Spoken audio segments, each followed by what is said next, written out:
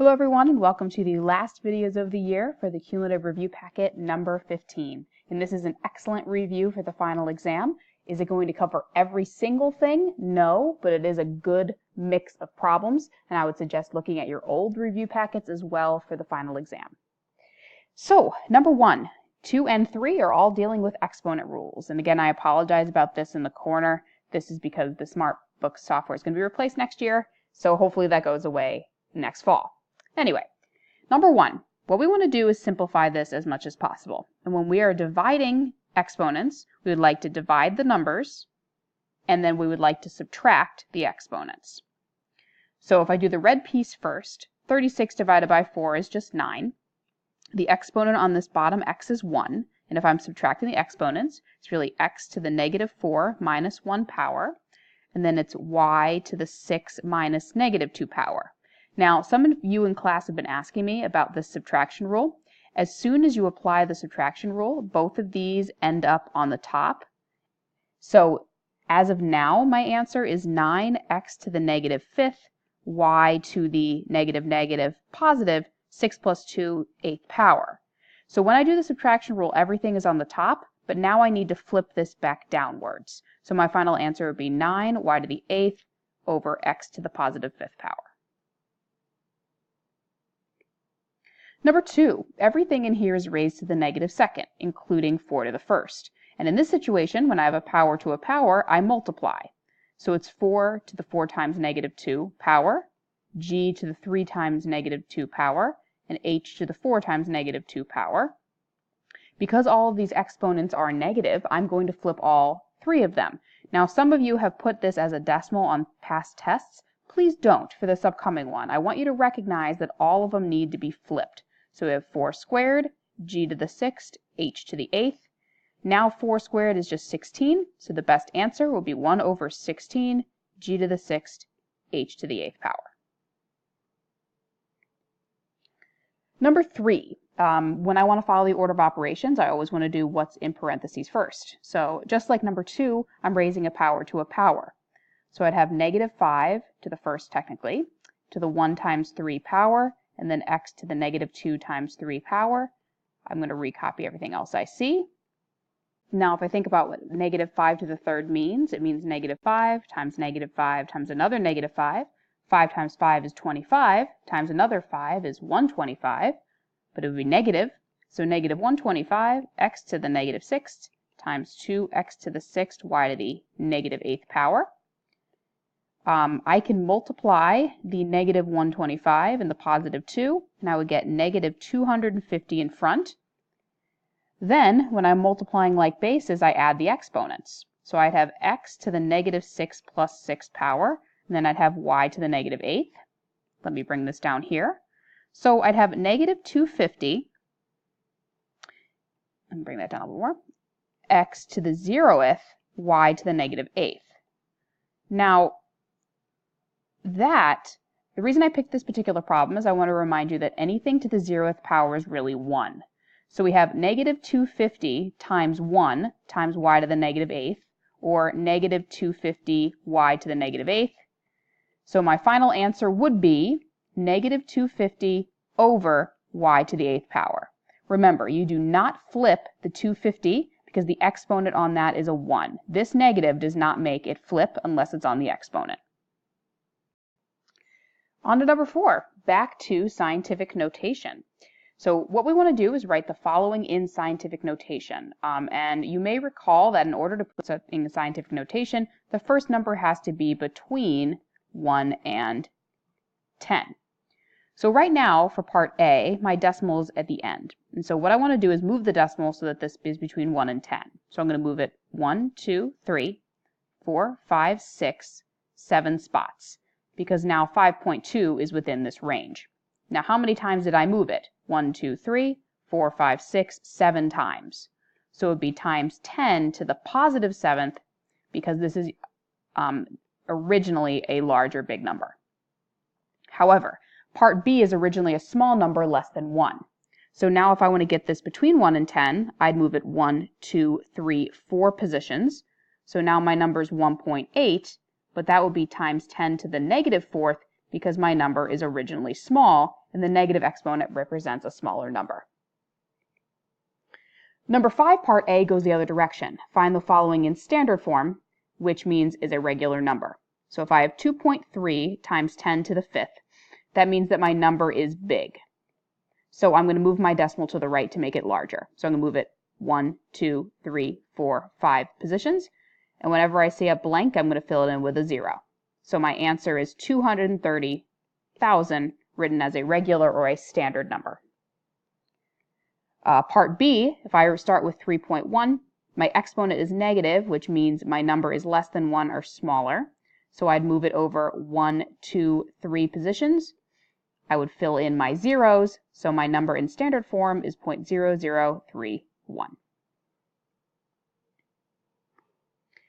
Number 6 and 7. Now both of these eventually are asking you to write your answer in scientific notation when it's given in scientific notation. And this is when exponent rules come back to help us. So what we would do is think about that there's no power on the outside. So this problem ends up being similar to, excuse my going back, but it's going to be similar to what we did here on number 3 when we added the exponents and multiplied the numbers. So if I get back to number 6, if I multiply 7.5 times 5, I would get 37.5. And then if I look at my like bases of 10, I would add the exponents. So I'd have times 10 to the 8th power because of the 3 plus 5. The issue with this answer is it's not in scientific notation because this number is not between 1 and 10.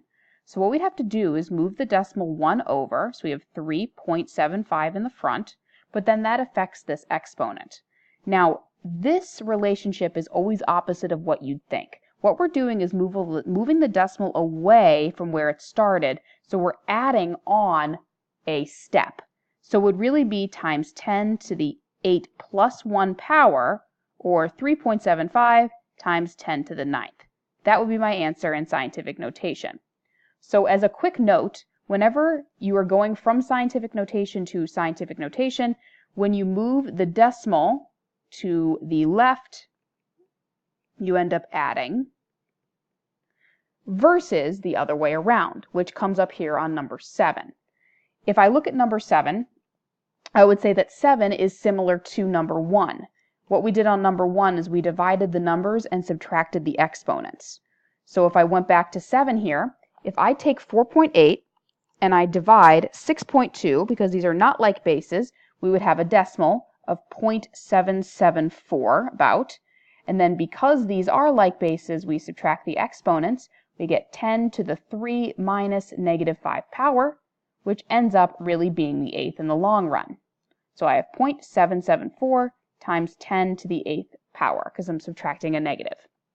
Now, unlike 6, we're not moving the decimal to the left. We have to move the decimal over 1 to the right, because this number again is not between 1 and 10.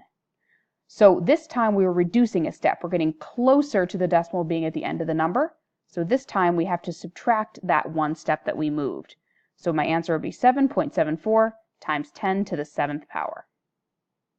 And this 1 is because of how many places I moved. If I moved more than one step, you'd have to take care of that in the exponent as well. If we look at numbers 8 and 9, these are the exponential growth and decay word problems, and we have to decide which equation is appropriate when reading the problem. Now, before you start, if you want to pause the video, this is another format of this equation here. Some of you, I think, preferred this one because it had the consistent A across the board. So feel free to pause now if you want to copy this down, which means the same thing as this.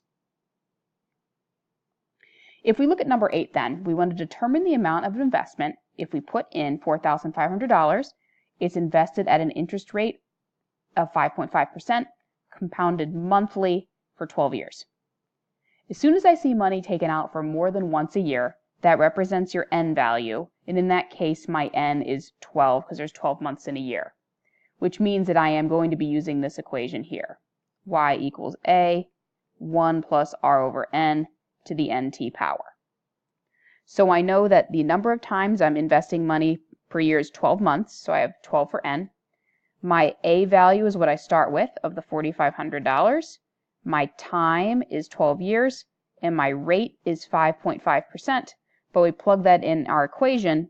If I move the decimal over twice to the left, as 0.055. So if I plug that in appropriately, I have 45,000 or 4,500 plus 0.055 over 12 to the 12 times 12 power, or y equals $4,500, 1 plus 0.055 over 12 to the 144th power. And so what you would like to do in your calculator is, again, follow the order of operations. Look at the parenthesis first, do the division, then the adding of 1, then raising to the 144th power, and then multiplying by 4,500. If you plug that in correctly, your final answer will be $8,693, and it says 0.446 in the calculator, but that would be 45 cents if you're rounding correctly. Number 9 says a car sells for $28,500 if the rate of depreciation, which means I am decreasing,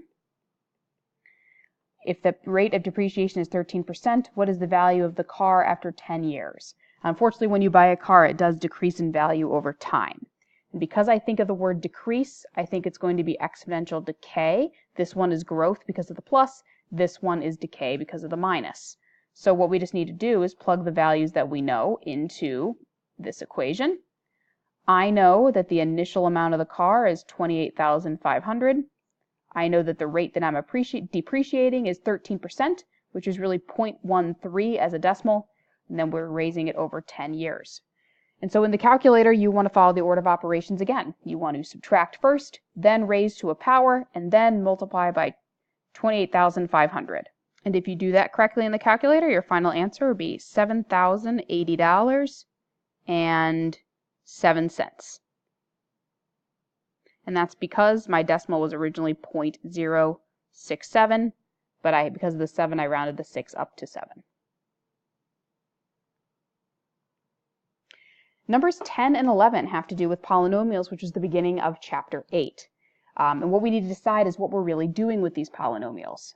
If I look at number 10, I have a binomial, and I am subtracting a trinomial. And when I'm adding or subtracting, I'm really combining like terms.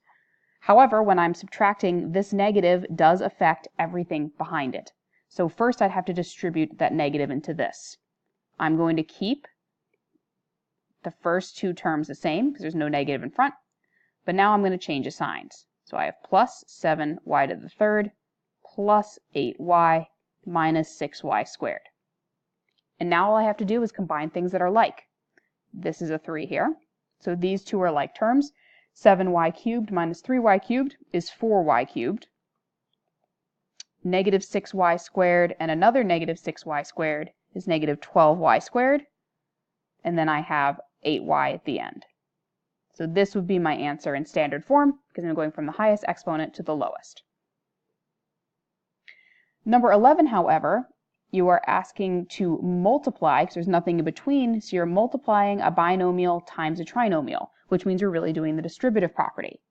So the first thing we'd have to do is distribute the 6y to everything.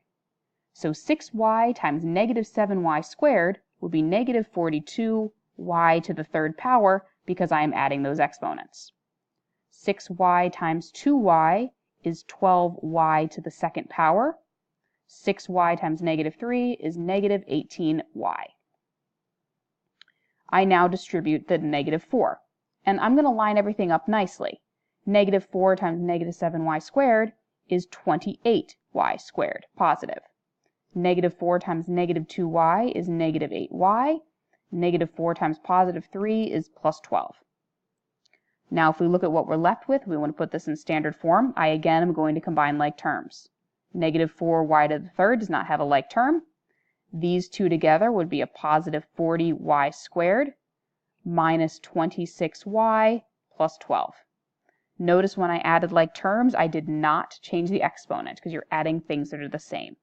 So this would be your final answer in standard form because nothing else is like. At this point, I'm going to pause and we are going to continue on video 2 with number 12. Thank you.